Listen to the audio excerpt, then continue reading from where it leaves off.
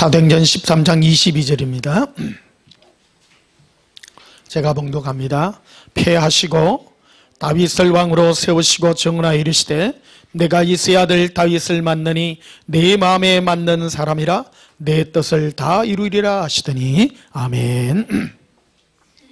이 시간 전할 말씀의 제목은 예수님의 마음에 합한 자라는 제목으로 말씀을 전가하도록 하겠습니다. 고향이 다 근처신가 봐요. 저 시골교회 있을 때 보면 평상시에는 얼마 안 되는데 추석하고 설만 되면요 막 꽉 넘치더라고요. 그 고향 와가지고 예배 드린다고. 우리는 좀 애매하네요. 많은 것 같지도 않고 적은 것 같지도 않고. 상관없이 또 멀리서 다 오셨네요. 보니까요 2시간씩 다 타고 오시고 멀리서 오셨습니다. 우리의 고향은 어디예요? 예수님 나라입니다. 예수님이 계신 그곳이 우리의 본향이라고 말합니다. 그걸요. 우리 영혼은 예수님의 품에 있다가 이 땅에 와서 우리가 그래서 항상 사람은요 이 땅에 만족하지 못해요. 돈 많아도 만족 못하고 맛있는 거 먹어도 만족 못하고 이 땅의 것 행복에도 만족하지 못하고 그래서 늘 그리워하는 거예요. 우리 마음이. 그래서 하나님 우리에게 주신 마음이 영혼을 사모하는 마음인데 그 마음이 바로 예수님의 품속인 거예요. 우리의 영원한 안식처는 예수님 품에 갈 때 영원한 안식이 있고요. 이 땅에서는 안식이 없습니다. 아무리 많은 걸 가져도 행복해도 잠깐이에요. 한 10분 행복하나? 이야! 조금 그래 하다가 잠시 지나고 나면 이 허무한 게 착 이렇게 밀려오는 것입니다. 누가 뭐 그런 노래 하잖아요. 나의 살던 고향은 뭐 꽃피는 산골 그 속에서 놀던 때가 그립습니다. 그러는데 우리 고향은 진해거든요. 지금 보니까 저게 우리 저 산적에 우리 어릴 때 놀던 뻗지 따먹던 그런 기억이 나는데 근데 곰곰이 생각해 보니까 어릴 때 배고팠던 기억이 너무 많아요. 너무 못 먹어가지고 이런 왕사탕 하나 가지고 서로 이렇게 애들끼리 돌려가면서 먹고 지금 생각하면 참 비위생적이요. 아이스크림 하나 가지고 이렇게 서로 이러잖아요. 야 이거 한 번만 쭉 이래 해라. 요즘 생각하면 정말 말도 안 되는 그랬던 것 같습니다. 옛날에 정말 그래서 옛날로 돌아가기 싫어요. 저는요. 지나놓고 오면 옛날에 뭐 좋은 어떤 그런 기억들만 남아있어요. 그렇지 실제로 돌아가고 보면요 배고프고 말이요 못 먹던 그런 게 많고 저 고등학교 때만 돼도 많이 못 먹었던 것 같아요. 제 기억인데 라면을 이렇게 삶아가지고 먹잖아요. 그 라면 시킨다고 후 불잖아요. 하면 어지러운 거야. 어지럽던 기억이 굉장히 많았어요. 그때 그래서 이게 왜 어지럽지? 지금 생각하니까 그게 영양실조인 거야. 많이 못 먹었던 거야. 요즘은 라면 먹다가 불어도요 절대 안 어지러워요. 옛날에는 한참 참 못 살았던 기억이 아닌가 그렇게 생각하기도 합니다. 요즘 참 우리 잘 삽니다. 여러분 참 행복하고요. 참 이렇게 얼마나 참 예수님 우리나라를 이렇게 사랑하셔서 이런 참 은혜를 베풀어 주셨는지 너무나도 감사하고요. 우리 인류 역사에 지구 역사에 이렇게 제일 못 사는 나라가 이렇게 한 30년 만에 잘 산 게요. 이런 나라가 없는 거예요. 이런 기적이 없어요. 지금 우리나라 국민 소득이 지금 거의 일본하고 뭐 비슷하게 가려고 그러잖아요. 올해 3만 달러 넘어간다 그러고요. 그러잖아요. 어쨌든 참 이래 얘기하면 안 알아듣는 사람이 많습니다. 아이고 아직도 먹고 살기 힘들어요. 많은 사람 그런 많은데 어쨌든 다 전체적으로는 다 살기 좋은 그런 나라가 되지 않았나 이렇게 생각을 합니다. 예수님이 왜 이렇게 우리에게 해주었는가 우리 곰곰이 한번 생각해 봐야 되는 어떤 그런 시간이 되기를 원합니다. 사람이요 편안해지고 좋아져야 뭐를 할 수 있는가 하면 사랑이라는 걸 할 수 있는 것입니다. 우리가 이 땅에 사는 이유는 사랑을 배우기 위해서요. 예수님의 그 사랑, 예수님을 사랑하는 은혜가 우리에게 있기를 또 원합니다. 그리고 또 우리에게 주신 것이 자유가 있는데 이 자유를 통해서 우리가 내가 원하는 것을 마음껏 할 수 있는 그런 자유가 있는 것입니다. 예수님을 마음껏 사랑할 수 있는 이 자유, 이것이 하나님이 우리에게 주신 큰 축복이 아닌가 이렇게 생각이 되어지기도 합니다. 우리의 고향은 예수님의 품속입니다. 진정한 행복이 그곳입니다. 그래서 이 땅에서 예수 믿고 막 제일 성령 충만할 때 탁 주워가지고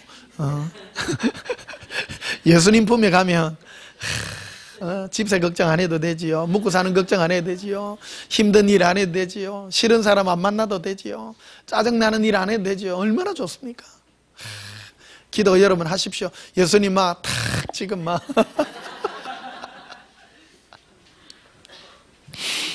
그래도 예수님 우리에게 이렇게 하루하루 살아갈 수 있는 이런 은혜를 주신 게 얼마나 감사한지 모르겠습니다. 요즘은 좀 뭐 덜한 것 같아요.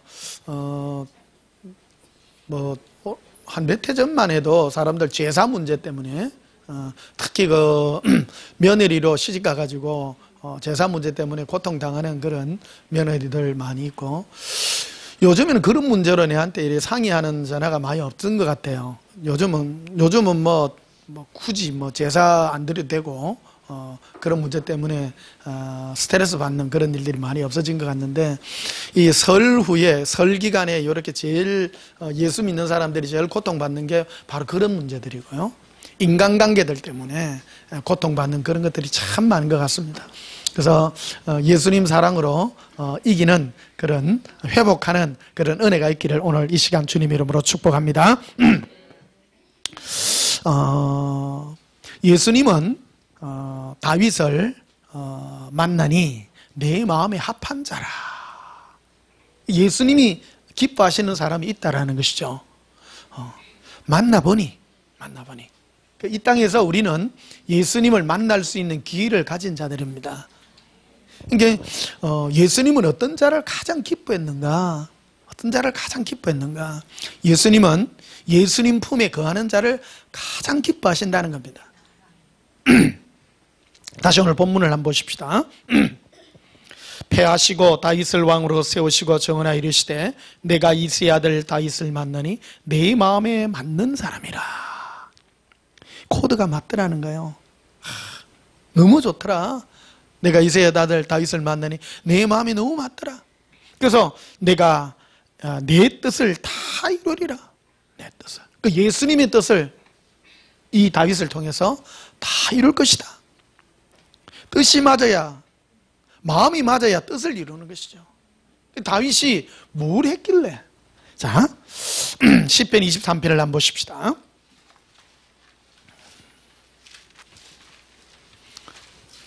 오늘은 설교를 좀 길게 안 할게요. 피곤해서 이래 오셨는데.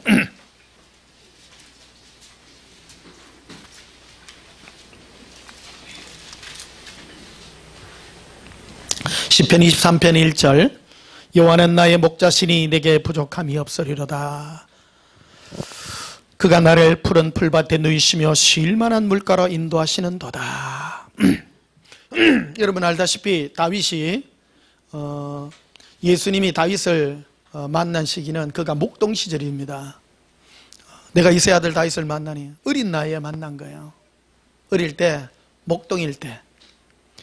이새는 아들이 많았어요. 여러 명의 아들이 있는데 제일 막내동이가 다윗이었습니다. 형들은 키도 크고 막 멋있어요.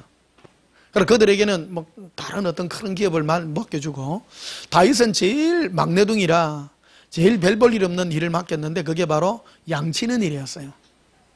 이새가 다윗아 니 저 들어가가지고 우리 양이나 치라. 그래서 이 다윗은 몇 마리의 양을 데리고 풀밭에 가서 양치는 일을 하는 것이 그의 일의 전부였습니다. 그때 예수님과 다윗은 이 풀밭에서 만난 것입니다. 뭘 했는가? 바로 동행의 은혜 가운데 있었다는 것입니다. 그래서 예수님은 나의 목자십니다. 실제로 하는 것입니다. 자기 마음에 예수님이 함께 임하여 실제적인 예수님의 동행의 은혜를 누리는 것입니다. 예수님은 우리가 무슨 민족을 위해서 뭐 큰 일을 하고 그런 걸 기뻐하지 않는다는 것입니다. 예수님 한 분으로 즐거워하고 기뻐하는 이 다윗을 만나니 내 마음에 너무너무 든다. 내가 너를 들어 내 뜻을 다 이루리라. 내가 너를 통하여 이스라엘을 일으키고 너를 통하여 내 마음이 맞는 사람이라. 내가 너의 후손을 통하여, 다윗의 후손을 통하여 나 예수가 온 이 땅에 내가 올 수 있는 그 길을 내가 너를 통하여 나타내 주리라고 예수님이 말씀해 주고 있는 것입니다. 이것이 왜 성경에 써있어서 오늘 우리에게 말씀하고 있는 것입니까? 오늘도 우리에게 똑같은 교과서로 다가오고 있는 것입니다.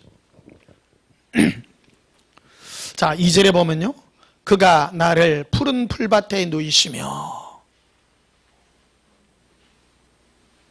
예수님은 다윗을 어디에다가 눕혀요? 푸른 풀밭에. 우리도 예수님께 이런 마음을 가지시되, 예수님 저를 평안한 가운데로 이끌어주세요. 예수님 품에 평안한 가운데 이끌어주세요. 그런 친구를 보면 예수님이요 너무너무 좋아해요. 어떤 분은 그래요. 주여 저를 불타는 곳으로 보내주시옵소서. 다윗은 그런 말을 하지 않습니다. 마태복음 1장 1절이 신약의 시작입니다. 새로운 약속요. 아브라함과 다윗의 자손 예수 그리스도의 세계라. 이 첫마디를 합니다. 그러니까 성경 본문에는요 다윗과 아브라함의 자손 예수 그리스도의 세계라고 나옵니다. 그러니까 예수님이 가장 기뻐하는 사람이 다윗입니다. 성경 전체를 통해 가지고, 신구약 전체를 통해 가지고 예수님이 가장 사랑하는 인간의 모습이 누구냐? 바로 다윗입니다. 한날 그 영화를 보니까, 무슨 영화더라? 거기 보니까 커버넌트, 무슨 커버넌트야? 아마데우스 뭐 커버넌트라는 그 영화가 작년에가 나온 영화도 좀 보세요. 예, 그 새로운 인류, 사람이 만드는 그 로봇가 있어요. 로봇이 있는데 그 우주 영화는요, 우주인 나오는 이런 영화는 전부 그 목적이 뭐냐 그러면 신이 있느냐 없느냐 그걸 이걸 찾아가는 그거예요. 사람들의 본능이에요. 사람들의 본능. 이 땅에서 제일 똑똑한 사람들, 머리 제일 좋은 사람들이 전부 과학자가 되는데요, 그 과학자들이 최종적으로 하는 학문이 전체 물리학이에요. 제일 똑똑한 사람들이 전부 거기 가요. 수학 잘하는 사람, 뭐 공부 잘하는 사람, 과학 잘하는 사람요 전부 그리 가요. 전체 물리학자가 되는데, 전체 물리학을 하는 궁극적인 사람들의 목적이 뭐냐면 뭐 달이 있다 지구가 있다 그런 것이 아니라 최고봉이 올라가면요 신이 있는가, 그래서 우주를 연구하려고 그러는 거예요. 우주 끝에 이 우주가 어떻게 생겼을까. 그 최고봉이 바로 아인슈타인 박사 아닙니까? 아인슈타인 박사가, 여러분 에디슨이 유명해요, 아인슈타인이 유명해요? 에디슨은 뭐 실용적인 뭐 전구를 만들고 뭐 이런 거를 했지만, 아인슈타인은 다른 분야를 하죠. 다른 분야를 합니다. 에디슨이 머리 좋아요, 아인슈타인이 머리 좋아요? 아인슈타인이 훨씬 머리 좋죠. 그러니까 에디슨 뇌는 저 박물관에 안 돼 있지만, 아인슈타인 뇌는 저 박물관에, 미국의 박물관에 거기 기증이 돼 가지고 실제 있습니다. 뭐 이런 사람이 있냐. 그 상대성 이론을 하고, 그 다음에 뭐 핵폭탄도 만들고, 어마어마한 그 현대 세계에 있어서 어마어마한 핵을 그으신 분이 에디슨이 아니라 아인슈타인입니다, 사실은요. 에디슨은 뭐 실용적인 거 이런 걸 많이 하는 사람. 우리나라도 요즘에도 보면 뭐 과학하는 사람들이 뭐 실용적인 이런 과학을 하는 사람이 있고, 더 머리 좋은 사람들은 천체 물리학을 합니다. 천체 물리학을 해서 막 따지보고 막 그래 하기도 하죠. 그래가지고 결국 그들이 추구하고자 하는 게 뭐냐? 바로 신이 있느냐? 그런 거를 연구하고 찾아보려고 하죠. 그래서 나오는 영화들이 바로 그 뭐 에일리언 뭐 이런 영화들 있잖아요. 뭐 중간에 뭐 외계인들이 막 등장하고, 그런 거는 좀 오락 위주의 영화고, 조금 수준 높은 영화로 가면 신존재 유무에 대하여 나아가는 그런 영화들이에요. 여기 보면 뭐 아마데우스 뭐, 그리고 그 아마데우스 그 영화에 보면 어떤 뭐 비행선을 타고 갔는데 무슨 신호를 따라 갔더니 거기서 어떤 뭐 외계인의 어떤 그런 모습을 봤더니 사람이더라. 그래가지고 이제 끝났던 영화가 아마데우스인데, 저 영화 잘 봅니다. 예. 그래가 새로 나온 영화가 이제 커버넌트 그 영화인데, 그 후편으로 해서 거기에 사람들은 오래 못 살잖아요. 그래서 우주 여행을 할 때 잠을 재운단 말이에요. 잠을 재우는데 로봇은 잠을 안 자도 돼요. 그래서 사람하고 똑같이 만드는 로봇인데, 그래서 커버넌트에 나오는 그 로봇의 이름이 데이빗이다 말이에요. 예, 다윗이다 말이에요. 예. 이거 시사하는 바가 커요. 이게 그 말 하려고, 다윗 한마디 하려고.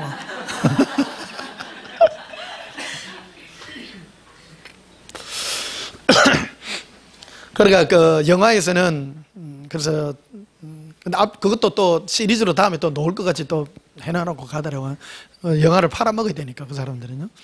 그러니까 보니까 뭐 외계인들 그 숙주로, 인간을 외계인의 숙주로 만드는 어떤 그런 황당한 얘기를 하는데, 그 전체적인 흐르는 그 내용의 전체가 뭐냐면, 이 인간이란 게 도대체 어디서 왔는가, 그런 물음을 계속 중간에 던져요. 데이빗은 사람이 만들었단 말이에요. 그 로봇이니까. 그래서 그 처음 커버넌트라는 영화에 처음 나오는 그 대사가 그런 거예요. 그래서 자기를 만든 과학자는 그 데이빗하고 대화를 하는데, 데이빗은 로봇이에요. 로봇인데 당신은 나를 만들었는데, 그러면 당신을 만든 사람 누굽니까? 사람에게 물어요. 그게 그거 영화의 주제예요. 자기도 잘 모르겠다고 참 그런 얘기를 합니다. 사람들의 가장 궁극적인 의문이 그런 거예요. 우리 그런 거를 이해하고 넘어가야지. 막 먹고 사는 문제 막 이런 거 하다 보면 인생 허무해요. 해답은 나아가 있는 거예요. 우리를 만드신 이가 예수님이시고, 예수님이신데, 그러면 그 데이빗 같이 말이요. 그래서 그 보면 전편에 나와 있던 데이빗, 후에 나와 있던 데이빗 있어요. 그 전편에 나와 있던 이 그 로봇은 자기 나름대로 이래 생각하는, 그래가지고 인간들을 전부 그 숙주로 만들어가 자기가 그 신의 경지에까지 오르는 그 얘기예요. 그래서 자기의 자유의지가 있는 그 로봇이고, 새로 만드는 이 데이빗은 자유의지가 아니라 그 명령에 복종하는,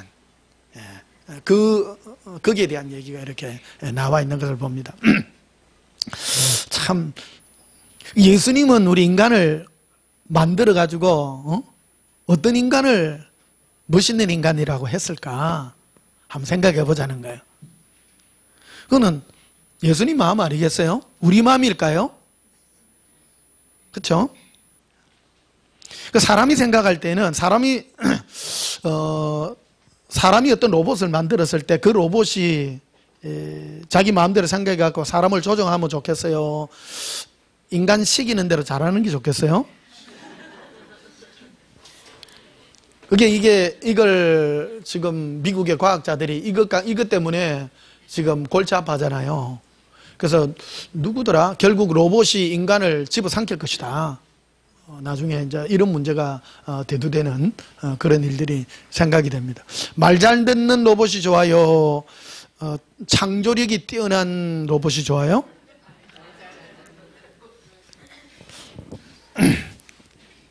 그 사람 따라 다르겠죠. 어찌 보면 말만 잘 듣는 로봇 같으면 재미없죠. 근데 요즘 그 나온 한국의 어떤 그 그런 로봇이 있는데, 이 로봇이요, 사람보다 더 이 분위기를 잘 맞추는 그 로봇이 있다는데요.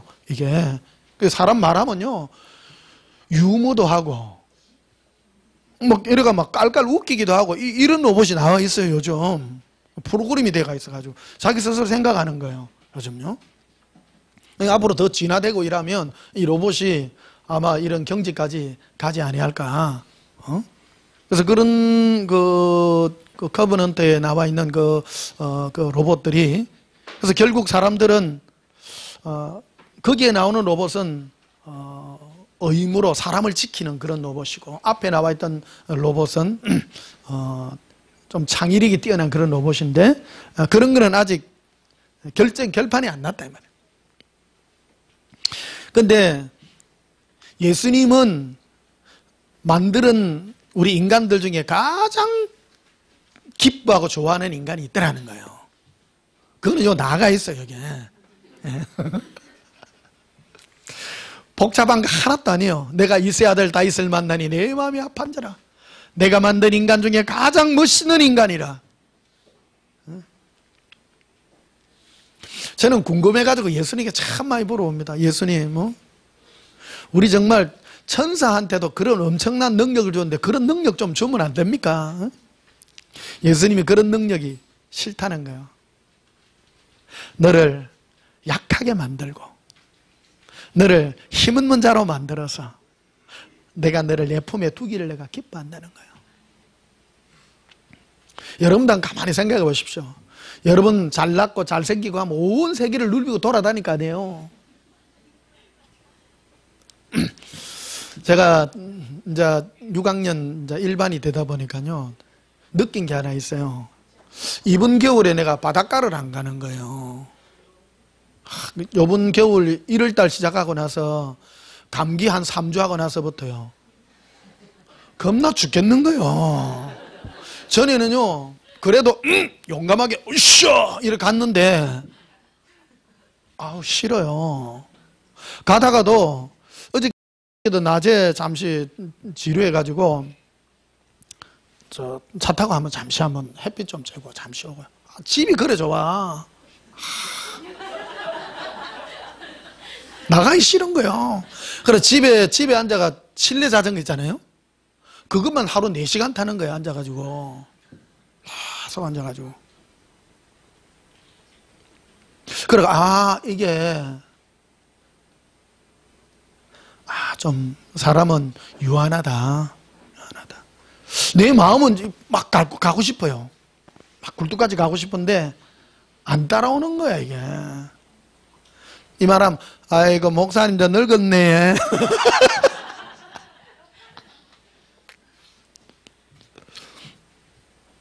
이게 안에서부터 이게 안 되지는 거예요.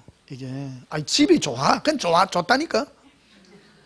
전에는 막 집에 있으면 막 뭐라 그럴까 이래 막 좀 쑤신다 그러잖아요. 있으면 답답해. 막 나가고 싶은데 이제 그런 마음이 없어요. 그냥 있는 거예요. 젊은 사람도 마음 이해합니다. 하루 이틀 있으면 좀 쑤셔. 그게 여러분이 아직 건강하고 안에서부터 이게 있다는 증거야. 근데 이게 이번 겨울에 감기 한번 앓고 나니까요, 아유 정신이 없어. 막 저 찬바람 불잖아요. 그러면 힘이 없는 거예요. 한참 20대 때는요, 내 해군 나왔잖아요. 그 한겨울에 얼음 위에 거기에 수영을 했다니까요. 얼음 둥둥 떠가 있는데 야 우리 다이빙하자 이러면 전부 하고 지금 생각하면요 그거 끔찍한 일이에요.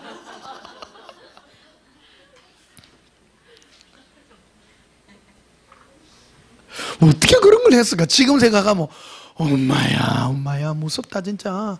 지금은 이래 찬바람만 조금만 이래 몸에 이래 대고 하면요 감기가 올 것 같은 그런 느낌이 이렇게 느껴져요. 이게 전에 같으면 이래 찬기이 와도요 안에서부터 탁 이래 튕겨내는 어떤 그런 기운을 느꼈는데 지금은 질 것 같아. 이게 막 나를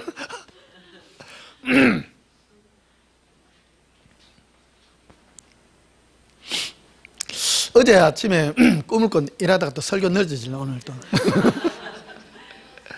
꿈을 꿨는데 이런 식탁 같은 데 이래 앉아 있어요. 근데 내 옆에 참 친하게 지낸 사람하고 내 학교 이래 앉아 있는데 이 사람이 앞에 있는 사람 보고 잘 모르는 사람한테 선물을 꺼내주는 거예요. 선물을. 그럼 뭔 선물이냐면 이래 큰 접시 같은 데다가 생선들을 여러 종류로 해가지고 후라이를 하고 그 다음에 거기에다가 뭐 생선회도 뜨고 맛있는 거 있잖아요. 그런 거를 그 사람한테 이렇게 주는 거야. 나는 그 사람이 하는 말이 뭐냐면 내가 특별히 사랑하는 사람에게 내가 주는 선물이라 감수를 이러는 거예요. 근데 속으로 내가 있잖아요. 속으로 뭐가 이래 놓으냐면 꿈속인데 안에서부터 이 사람이 내를 너무너무 무시하네. 이게 기분이 탁 상하는 거라. 내 면전에서 아니 내 안 보는 데서 주면 모르지만 보는 데서 주는 거야. 기분이 안 좋더라고요. 그래가지고 안에서도 또 내가 또 젠틀하잖아요. 꿈에서도 그 젠틀한 거는 못 숨겨요. 대놓고 뭐합니까? 그래 안 한다니까. 그래 할 수는 없잖아요. 꿈속에도 그러더라고. 그래가지고 뭐라 하냐면 저 나를 잘 모르시는 모양인데요. 그러더라고. 그래가지고 꿈에서도 웃겨요. 뒤에서 뒷주머니에 지갑을 꺼내더라고. 그래가지고 나 이런 사람이요 이래 보여주려고 그래. 해봐야 주민등록증밖에 없는데.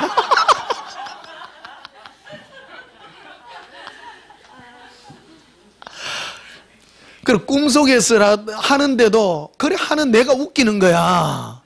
보여주는데 주민등록증밖에 없는데 그 사람한테 내가 뭘 보여주려는 거예요 지금.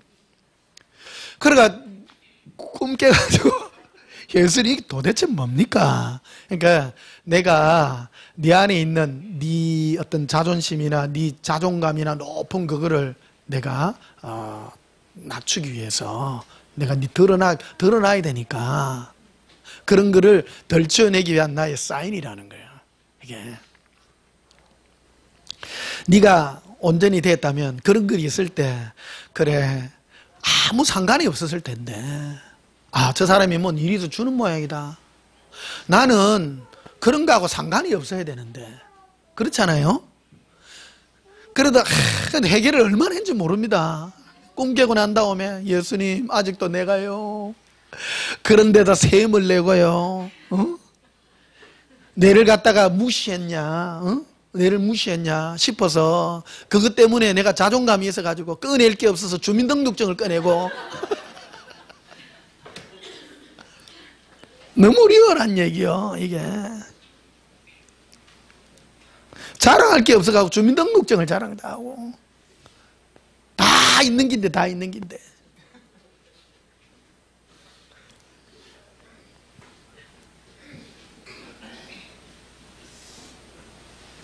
내 자랑은 예수님밖에 없었다면 세상에 그런 것들이 뭐가 샘날 일이 있고 내 면전에서 내 면전에서 그런 거예요. 내 면전에서 아니 바로 옆에 앉아서 내한테 줘야 돼요? 앞에 사람 줘야 돼요? 이 사람이 내한테 줘야지 당연히. 보니까 내 맛있는 건 내가 좋아하는 거야.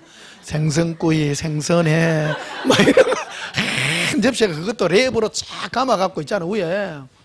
아이고 그래 주더라고. 이게 열받은 거야 안에서. 그런 자존심이 있는 거예요. 아직 덜 주고가지고. 그래도 참 희망이 있는 게 꿈속에는 내가 부끄럽더라고. 꿈속에서도 부끄럽는 기라. 그러는 내가 부끄럽는 기라. 속에서부터 이 사람이 속에 그런 게 올라오는 거라고. 이 사람이 내를 뭐 어떻게 보고. 근데 막말은 못 하는 거야. 막말을 못하는 거예요. 사람이요 막말하면 안 됩니다. 면전에 대놓고 눕니까? 그러면 그거는요 못된 인간이야. 그럴 때는 뭐를 꺼내야 된다고요? 주민등록증 꺼내야 돼요. 반쯤 그래도 겸손한 거요. 반쯤 겸손한 거요.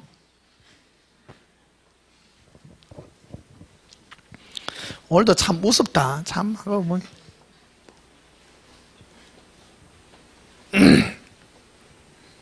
그래 이 다윗이 이 데이빗이 영어로는 데이빗입니다.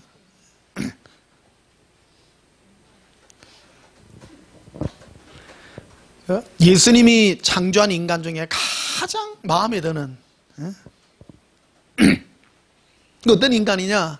그가 나를 푸른 풀밭에 누이시며 쉴 만한 물가로 인도하는 그 마음을 가진 자예요. 예수님은 나를 쉴 만한 물가로 나를 편안한 그곳으로 인도하는 이 예수님이 너무 좋아.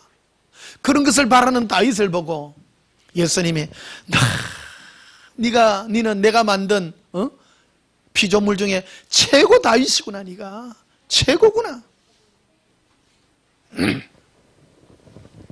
3절에 내 영혼을 소생시키시고 자기 이름을 위하여 의의 길로 인도하시는도다. 자기가 없죠? 다윗은 자기가 있어요? 예수님밖에 없어요? 내 길을 예수님이 나의 길은 예수님의 이름의 영광을 위하여 나를 이끌어 간다는 것을 아는 거예요. 그러니까 내가 없는 거예요. 우리가 이 은혜를 사는 게 얼마나 감사한지요. 나에게 일어나는 일이 내 뜻대로 안 돼. 내 뜻대로 안 돼요. 오늘 아침에 잠시 우리 집사님하고 우리 집사님 남편이 참 뭐 본의 아니게 큰 질병 때문에 그랬는데 불행 중 다행이라. 뭐 전립선 때문에 병원에 갔더니 의사 선생님이 그러더래. 이거 말고 다른 거 검사 받아봅시다. 그래 받았더니 췌장이 암 생기기 일보 직전이야. 여러분 췌장암은 생기면요 그 사형 선고 받는 거예요. 췌장이 우리 장기 가장 깊숙한 곳에 있는데 췌장암은 그게 없거든요. 전조 증상이 없어요. 근데 전립선 아파가지고 갔는데 전립선 안 아팠으면 병원 안 가요. 남자들은요 60 넘으면 죽어도 병원 안 갑니다. 죽을 때까지 안 갑니다. 특히 안 갑니다. 특히 요 밑에 남자들 고집 세다. 자존심 세다. 저 수도권 남자들은 참 부드러워요. 여보 이렇게 해. 그럼 한번 해볼까? 잘해요. 이 밑에 야, 내가 죽어도 가나 셉니다. 이 전립선 때문에 불편해가 대학병원에 큰 병원에 갔더니 딱 이게 봅시다. 그래가 딱 보니까 이 췌장이 완전 암되기 딱 일보 직전인 거야. 암되기. 근데 암도 아니고. 근데 국가에서 지원해주는 거기에 딱 플러스 되는. 그러니까 본인 부담 5%. 예수님 멋있어 안 멋있어요? 웃겨요. 한두 번이 아니라 이런 일들이. 예수님은 예수님 사랑하는 그래 얘기하면 또 아이고 병 안 나는 게 주의 은혜죠. 안 나면 얼마나 좋겠습니까만은 참 그런 어려운 일을 당해도 피할 길을 내주시고 이런 일을 너무 많이 봐요. 너무. 그래서 다윗이 그런 거예요. 다윗이 내 길은 예수님의 손에 있습니다. 내가 어디를 가든지 예수님이 나를 지키시고 이끄시고. 사절에도 보여. 내가 사망의 음침한 골짜기로 다닐지라도 해를 두려워하지 않을 것은 주께서 나와 함께 하심이라. 내가 죽을 것 같은 어떤 어려운 일이 있어도 예수님이 나와 함께 함으로 나 겁 없다. 이 대단한 것들은 주의 지팡이와 막대기 나를 안위하시나이다. 안위가 뭡니까? 지금 나를 안전하게 하고 위로해 줍니다. 예. 지팡이와 막대기예요. 지팡이는 뭐냐면 목동들이 가지고 있는, 지팡이는 끝이 이렇게 똑 이렇게 굽어가 있어요. 그러니까 이 양들 이게 특징이 뭐냐면 호기심이 많아. 뛰가면요 할 수가 없어. 그러니까 목을 갖고 땡긴다. 네 어디 가노? 그리고 또 말 안 듣는 친구도 있어. 그러면 야 맴매 한번 맞자 이래가 몽둥이도 한번 때리고. 그 예수님이 지팡이와 막대기로 다 이끌어주니까 간섭하시는 거예요. 간섭하시는 거예요. 또 5절에 보면 주께서 내 원수의 목전에서 내게 상을 차려주시고 기름을 내 머리에 부으셨으니 내 잔이 넘치나이다.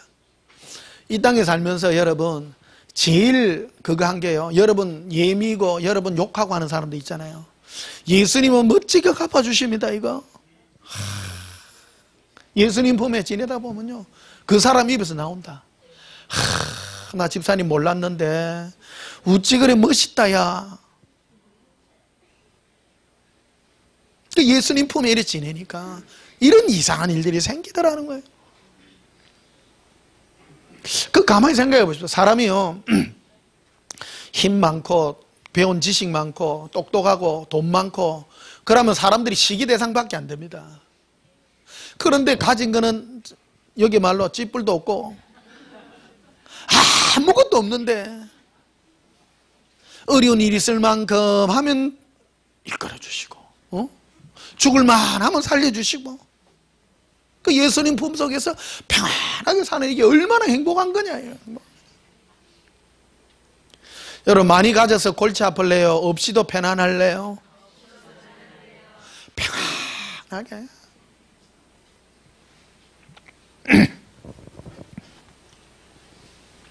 요한복음 6장을 한번 보시면요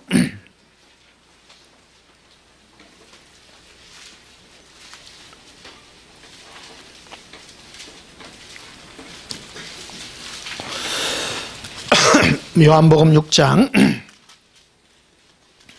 26절을 보십시다.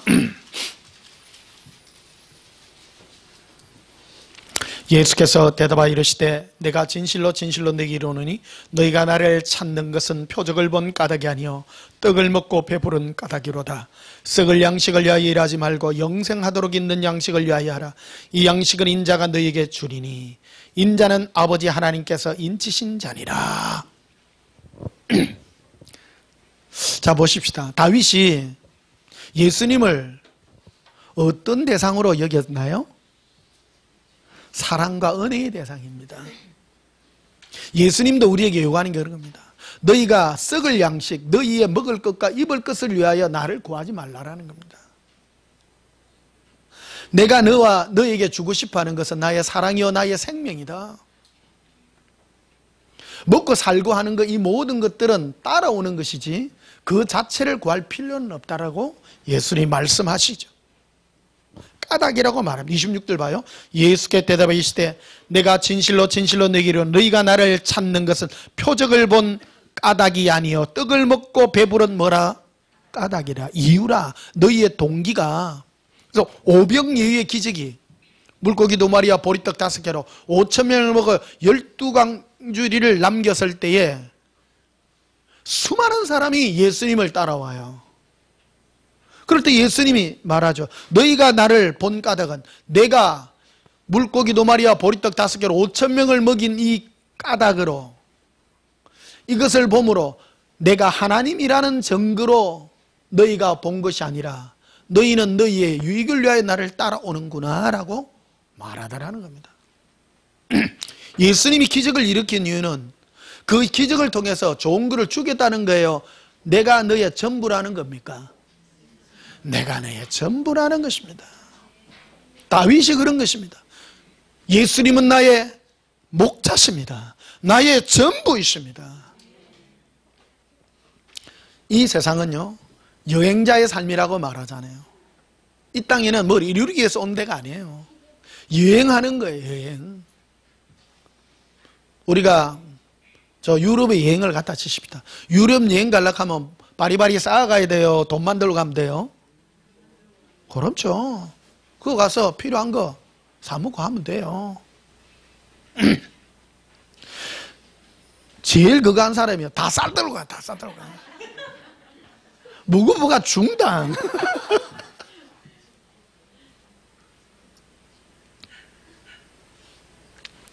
오래전에 유럽에 갔는데요. 그 여행사에 갔더니요. 하루에 한 끼씩 그거를 한 식당에다 데려다 주더라고요.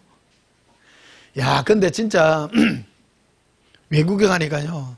고추장 생각 많이 나대요. 야, 괜시리 먹고 싶어.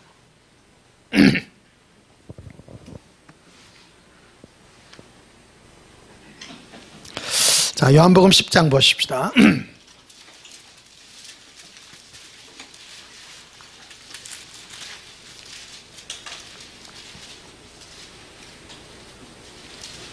요한복음 10장 26절에 너희가 내 양이 아니므로 믿지 아니하는도다. 내 양은 내 음성을 들으며 나는 그들을 알며 그들은 나를 따르느니라. 내 양이 아니므로 믿지 않는다. 그 양은 내 목소리를 듣는다. 그 예수님의 목소리는 어떤 목소리인가요? 사랑의 목소리입니다. 그 양은 거기에 반응하는 거예요. 내가 너를 사랑하노라. 목자 같은 음성으로 우리를 이끄신다는 거예요. 그러니까 내가 예수님께 늘 묻는 거예요. 예수님 어떻게 해요? 하면 뭐라 그러냐면요. 아무 염려하지 마라. 딱 한마디 해요. 물어볼 때마다 하나도 안 변해요. 네 뭔 걱정하노? 내일 걱정하지 마라. 오늘 내가 너를 이끌고 갈게. 내일 좀 가르쳐 주면 안 되네요. 피곤하다 니 알면. 여러분 내일 무슨 일이 있는 거 알고 싶으세요? 피곤해요. 오늘 하루 예수님 품에 기대어 사는 겁니다. 내일 암 걸릴지 모레 죽을지 어떻게 알아요? 예를 들면 여러분 5년 후에 죽는다 하면 지금 어떻게 돼요? 인생이 어떻게 되는겨? 의미가 없는 거예요. 어떤 분은 뭐 그래요. 막 죽음을 미리 정리하고 어리석은 사람이에요. 오늘 내일 죽을지라도 오늘 예수님 품 안에서 행복하게 사는 거야. 내일 어떻게 될지 몰라 아마. 내일 어떤 일이 일어날지 모르지만 오늘 예수님 품 안에서 행복하게 사는. 제가 예수님께 듣는 음성인가요? 예수님 어떻게 돼? 요즘 뭐 시절이 하수상합니다. 염려하지 말아라. 어떤 일이 있을지라도 나는 너를 지킬 것이다. 혹시 전쟁 나면 어떻게 돼요 여러분? 지켜주세요. 그런다고 전쟁 안 납니다.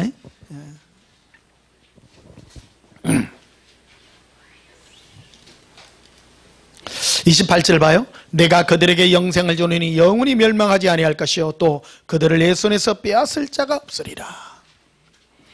이런 사람이 예수님과 사랑의 관계 속에서 있는 사람이 받아 누릴 수 있는 게 뭐냐? 영생인데 결코 취소되지 않습니다. 우리가 두려워하는 게 그거 아닙니까? 이래 살다가 내가 지지 갖고 지옥 가는 거 아닌가? 절대 안 버리신다는 겁니다. 우리를 예수님의 품 가운데로 이끌어 가신다는 겁니다. 그들을 주신 내 아버지는 만물보다 크시며 아무도 아버지 손에서 빼앗을 수 없느니라. 죄도 못 빼앗아요. 요즘 보면 막 죄가 커요? 예수님이 커요? 예수님이 커요. 예수님이 커요. 무서워하지 말라라. 무서워하지 마라. 예수님 품에 기대세요. 예. 행복하신 오늘 하루하루를 누리시는 겁니다. 그래서 오늘 설날 오늘 메시지는요. 원래는 예수님의 품속 나의 본향이라는 제목이 너무 길어가지고 예.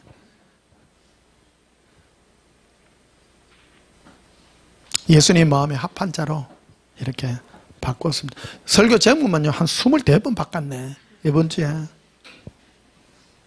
뭘 할까.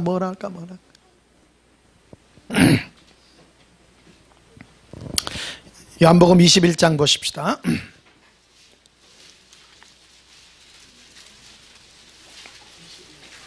요한복음 21장 15절에 그들이 조밥 먹은 후에 예수께서 시몬 베드로에게 이르시되 요한의 아들 시몬아 네가 이 사람들보다 나를 더 사랑하느냐. 예수님은 베드로에게 오셔서 부활하시고 난 다음에 이제 성천하시기 일부 직전에 있어요. 이 베드로에게 와서 묻는 게요, 베드로야, 다른 사람들이 나 예수를 사랑하는 것보다 너가 나를 더 사랑하느냐. 나를. 그거를 물으세요. 예수님은 지금도 그래요. 우리에게 다른 어떤 사람보다도 너가 나를 사랑하느냐. 자, 우리 카페에 들어가서 쭉 이렇게 보잖아요. 사랑은 뭐로 표현되냐면 갈망으로 표현이 됩니다. 사랑은, 사랑의 첫째 조건은 뭐냐? 마음을 두는 것입니다. 사랑하려고 하면 사랑은 마음이에요. 예수님께 마음을 두는 거예요. 첫 단추가. 일이 아니라 예수님께 마음을 두는 거예요. 예수님을 깊이 생각하는 거예요. 그게 사랑하는 법이에요. 고백합시다. 예수님만 생각합니다. 일이 아니에요. 너가 나를 사랑하느냐, 너가.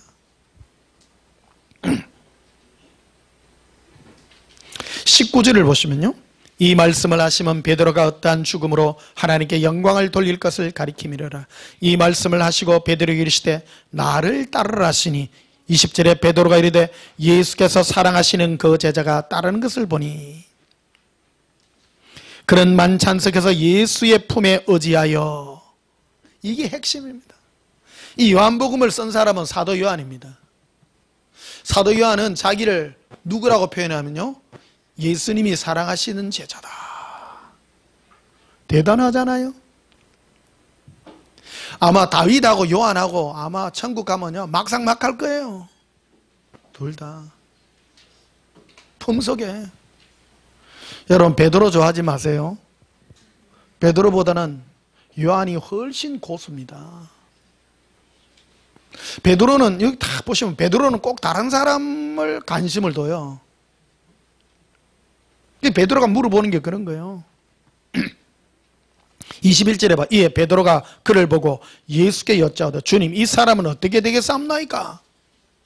시선이, 베드로는 예수님 품에 옆에 있는 요한이 자꾸 가는 거예요. 이 잘못 배운 거야, 이게. 우리의 시선은 남이 안 중요한 거예요. 베드로전서 보게 되면요, 예수님, 베드로가 그런 말 하죠. 너희는 가인같이 하지 말라 하는 그런 말이 나옵니다. 가인은 시기예요. 자기 동생 아벨이 하나님께 더 나은 제사를 드림으로 시기가 나오는 거예요. 시기심. 시기할 필요가 없어요. 예수님은 보십시오. 변 목사가 예수님 빼들어가면 여러분께 안 갑니까? 아니잖아요. 그래서 내가 너희를 떠나는 게 유익이라 그러죠. 이 땅에서는 유한해요. 이 땅에서는 어떤 사람에게 사랑을 다 빼앗기 보면 그게 그 앞에 가까이 가려고 그러면 제한이 되지만, 영으로 계신 예수님은 제한이 안 된다는 거예요. 내가 예수님을 사랑하고 사랑하는 것은 나의 깊이만큼 주님이 나에게 다가와 주시는 거기 때문에. 그래서 가장 큰 방해 요인이 뭐냐면 다른 사람이 어떻게 되는가, 그런 데 대해서 생각을 가지는 것 자체가 곤란하다라는 겁니다. 그래서 22절에 이렇게 되어 있죠. 예수께서 이르시되 내가 올 때까지 그를 머물게 하고자 상할지라도 네게 무슨 상관이냐. 너는 나를 따르라. 이게 요한에게 어찌하는 거하고 네 이야기하는 거는 다 다른 것이니까 너는 그런 거하고 상관없이 너는 나만 따르라. 그래서 우리도 동일한 겁니다. 남들이 뭐라 하든지 말든지. 이 요한은 그러잖아요. 진짜 요 말로 뻔치도 좋아요. 예수님 제자가 12명이고 그것도 넓게는 70인 제자가 따라다녔거든요. 많아요. 많은데도 지가 예수님 품에 독차지해. 품에 넣으려고. 그거는 아마 그런 영향도 있을 거예요. 이 사도 요한의 어머니가 원래 치맛바람이 셌거든요. 그러니까 대놓고 얘기하잖아요. 우리 두 아들을 주의 나라 이르면 오른편 왼편에 좌우에 앉혀달라고. 이야, 열정이 대단해 엄마가. 하여튼 그때부터 이 치맛바람이 셌던 것 같아. 열정이 있는 거야, 열정이. 꼭 그래서 그런 것만은 아니겠지만은 어쨌든 요한의 원래 별명이 보아느개거든요. 우리의 아들입니다. 성질이요, 막 불 같대요. 불 같대요. 심지어 뭐 예수님께서 가는데 앞에서 뭐를 도와주기를 구할 때 어떤 사람이 안 도와주려고 그러니까요. 예수님 앞에 가서 주여 하늘로부터 불벼락을 내리가 저놈들을 다 태워 죽이세요. 대단해 요한이요. 근데 예수님 품속에 지내다 보니까 그런 거하고 전혀 상관없는 자가 된 거예요. 남들이 뭐라 하든가 말든가. 우리 요즘 뭐 금수저 흑수저 말하는데요. 그런 것 때문에 여러분 부모님 원망하지 마세요. 요번 주에 예수님이 그러는 거예요. 나는 각각 불렀다. 나는 각각 너에게 먹고 살만한 거 주고 뭐 한 거 주고 다 줬다. 너희들 공평하다. 이 땅에 잘 사는 게 복이 아니다 이게. 돈 없으면 어때요? 돈 없으면. 또 돈 많으면 어때? 아무 상관없는 거예요. 예수님이 가장 기뻐하는 이 다윗, 그런 거하고 상관이 없었다는 거예요. 예수님만 사랑하고 사모하는 이 마음이, 예수님으로 평안하고 기뻐하고 절구하는 이 마음이 가장 주님이 보시기에 아름다운 인간이었다. 하나님의 마음에 합한 자는 그런 사람이라는 겁니다. 우리는 그런 말을 하죠. 주여, 왜 나는 부모님을 잘못 만나가 이런 안 좋은 집구석에 살아가지고 원망하지 말라는 거예요. 지금 있는 그 모습 그대로 예수님을 사랑하라는 거예요. 다윗 보십시오. 7 형제 있는 중에서도 부모님께 제일 미움받아가지고 부모님이 걔를 아들로 취급을 안 했어. 선지자가 와가지고 그를 이 집에 왕으로 기름 부음 받을 아들이 있습니다 해서 기름을 부으려고 하니까 제일 첫 아들 내주잖아요. 얘가요 왕감입니다. 아버지 볼 때 키도 크고 인물도 잘생기고 멋있습니다. 그런데 선지자가 딱 그 말 하잖아요. 사람은 외모를 보거니와 하나님은 중심을 보신다고. 그러니까 하다 아들들 전부 다 테스트하니까 전부 다 탈락이요. 다 탈락이요. 그러니까 이 집에 왕감 되는 왕으로 하나님이 보내서 왔다는데 이 집에 아들이 없습니까 하니까 우리 집에 아들이 있던가 찾아. 아버지가 아차 우리 막내가 하나 있는데 걔는 왕감 아닙니다. 왕감 아닙니다. 아버지가 봐도 별볼일 없는 아들이었던 거예요. 그런데 이 아들이 대단한 아들이요. 풀밭에 누워갖고 예수님하고 놀아는 아들이요. 이게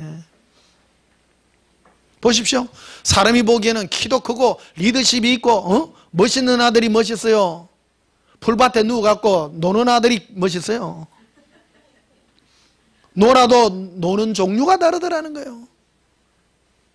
놀아도 예수님을 생각하며 예수님은 나의 전부세요. 내가 어디로 가든지 예수님이 나의 전부이시고 나는 아무 걱정 없습니다 하는 이 아들이 멋있는 데이빗이었더란 말이에요. 멋있는 창조물이었더라는 거예요.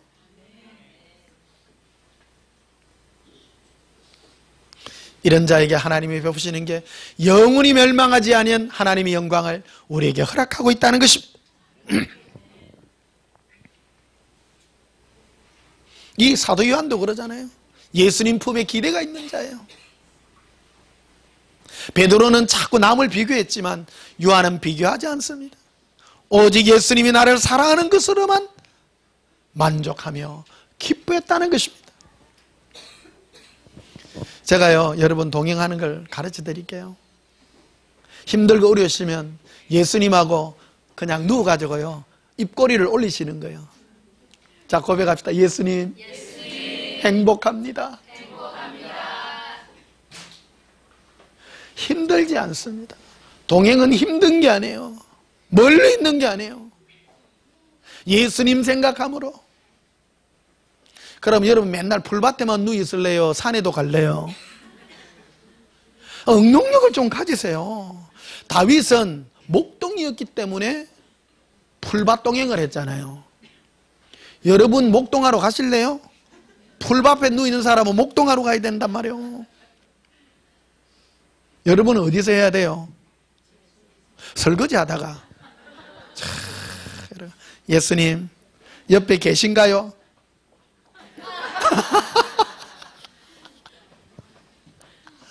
똑같죠? 직장에 있는 사람들 있잖아요. 직장에서 만약에 위에서 상사가 내한테 욕을 했어. 예수님 어디 가셨나이까? 저 원수를 잡아먹지 않고. 그러지 말고요. 예수님, 저 사람 마음을 좀 만져주세요. 그러면요, 실제 변합니다. 실제 여러분 경험합니다. 경험합니다. 뇌를 잡아먹을 것 같았는데 어느 날 보니까 김대리 한번 보자. 그러니까 뭐 필요한 거 없나? 뭘 준단 말이에요, 김 부장이. 이상한 일이 일어나요. 사람의 마음을 만지는 게 얼마나 귀한지. 그러니까 이 세상에 남들 욕하는 거 이거 전부 안 좋은 거예요. 전부 넘핑계 되는 거 있잖아요. 이거는 뭐니 필요 없어요. 이 세상 돌아가는 거 전부 예수님 품에 다 있어. 예수님 손 안에 있어요. 내가 예수님으로 기뻐하고 즐거워했더니요, 나에게 일어난 일에 예수님의 손길을 따라 놀라운 일들이 일어나더라는 거예요. 그래서 예수님을 체험할 수 있는 사람은 바로 이 동행으로, 와, 너무 이상하네. 너무 이상하네. 나 예수님하고 놀은 것밖에 없는데. 좋은 일들이 일어난다는 거예요. 이번 명절 때 여러분 부모님 만나고 혹시 원망하고 오셨습니까? 여기는 그런 사람 없는 것 같아. 혹시 그런 사람이 있습니까? 어쩐다고 내를 찢어지게 가난한 데서 태어나게 해가지고. 설날 명절 때 되면요, 가족끼리 이런 게 너무 많아요. 막 원망이 쌓여가지고. 응?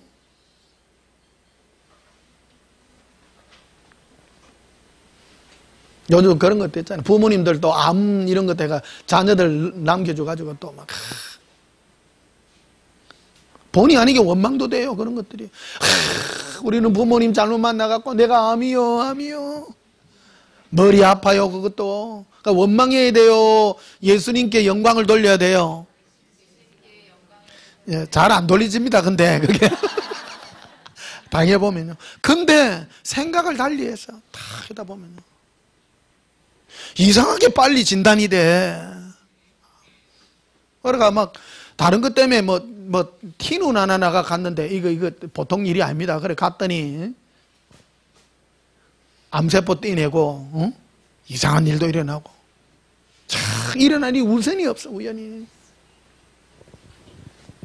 원망하지 말고 예수님 품에 평안하십시오. 예? 평안을 누리는 이게 얼마나 감사한지 고백합시다. 예수님으로 기뻐합니다. 예수님으로 즐거워합니다. 네.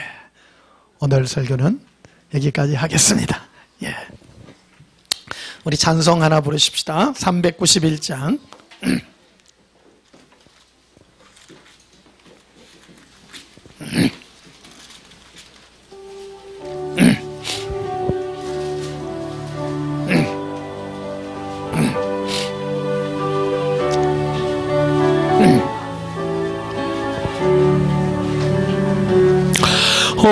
놀라운 구세주 예수 내 주 참 능력의 주시로다. 큰 바위 밑 안전한 그곳으로 내 영혼을 숨기시네. 메마른 땅을 종일 걸어가도 나 피곤치 아니하며 저 위험한 곳 내가 이를 때면 큰 바위에 숨기시고 주 손으로 덮으시네.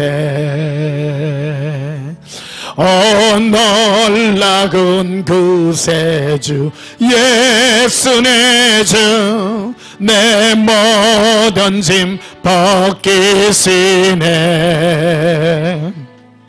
죄악에서 날 끌어 올리시며 또 나에게 힘주시네. 예수님, 메마른 땅을 종일 걸어가도 나 피곤치 아니하며 저 위험한 곳 내가 이를 때면 큰 바위에 숨기시고 주 손으로 덮으시네. 청량 못할 은혜로 채우시며 늘 성령에 감아주사 큰 기쁨 중 주님을 찬양토록 내 믿음을 돋구시네. 메마른 땅을 종일 걸어가도 나 피곤치 아니하며 저 위험한 곳 내가 이를 때면 큰 바위에 숨기시고 주 손으로 덮으시네. 주 예수님 공중에 임하실 때 나 일어나 맞이하리. 그 구원의 헌정을 노래하리. 저 천군과 천사 함께 메마른 땅을 종일 걸어가도 나 피곤치 아니하며 저 위험한 곳 내가 이를 때면 큰 바위에 숨기시고 주 손으로 덮으시네. 할렐루야. 우리를 이 땅에 힘 있는 자로 능력 있는 자로 우리를 부르신 것이 아니라 예수님 품에 귀한 자로 우리를 불러주셨습니다. 하나님은 다윗을 이 땅에 마음에 맞는 자라고 했습니다. 그가 능력 있는 자가 아니었습니다. 7 형제 중에 가장 나약한 형제였습니다. 그러나 그는 예수님의 품에서 평안을 누릴 수 있는, 그래서 주님이 보시기에 내 마음에 맞는 자라. 우리도 그렇습니다. 여러분 이 땅에 아무것도 없이 가지고 태어났습니까? 많이 또 가지고 태어났습니까? 그런 것이 예수님이 귀히 보지 않습니다. 내 마음이 예수님 앞에 평안함을 누리는 다윗과 같은 참 안식의 은혜가 있기를 주님의 이름으로 축복합니다. 그런 은혜가 우리에게 있기를 주님 앞에 축복합니다. 기도하시겠습니다. 예수님, 이 땅에 우리는 가진 것으로 우리의 모든 것을 판단하려 했습니다. 7 형제 중에 가장 약한 형제가 다윗이었습니다. 그러나 그는 그러한 어려움 중에서도 예수님만 바라보았습니다. 예수님 품에서 안식을 누렸습니다. 평안한 곳, 쉴만한 물가로 인도해 줄 줄 믿고 어디든 예수님이 이끄시는 대로 이끌림받은 주의 거룩한 자녀였습니다. 예수님이 보시기에 내 마음에 맞는 자라 했던 것 같이 예수님, 오늘을 사는 우리도 동일합니다. 혹 우리가 누구를 원망했습니까? 부모님을 원망한 게 있습니까? 내 이웃을 원망했습니까? 나보다 많이 가진 자를 원망했고 나를 불평불명하는 내 밑에 있는 동료들을 원망했습니까? 예수님, 우리 눈이 사람에게로 향하지 말게 하시고 오직 예수님 안에 평안을 누리게 해 주시옵소서. 이 땅에 우리가 아무것도 가지지 못하고 태어났습니다. 오직 예수님으로 만족하는 우리의 삶이 되게 해 주시옵소서. 예수님 이름으로 기도하옵나이다. 아멘. 지금은 우리 주 예수 그리스도의 크신 은혜와 하나님 우리 아버지의 지극하신 사랑과 성령의 함께 하심으로 예수님 안에서 참 안식의 은혜를 누려 주의 영광으로 날마다 평안하기를 누리는 주의 사랑하는 신부들 머리 위에 지금부터 영원토록 함께 있을지어다. 아멘.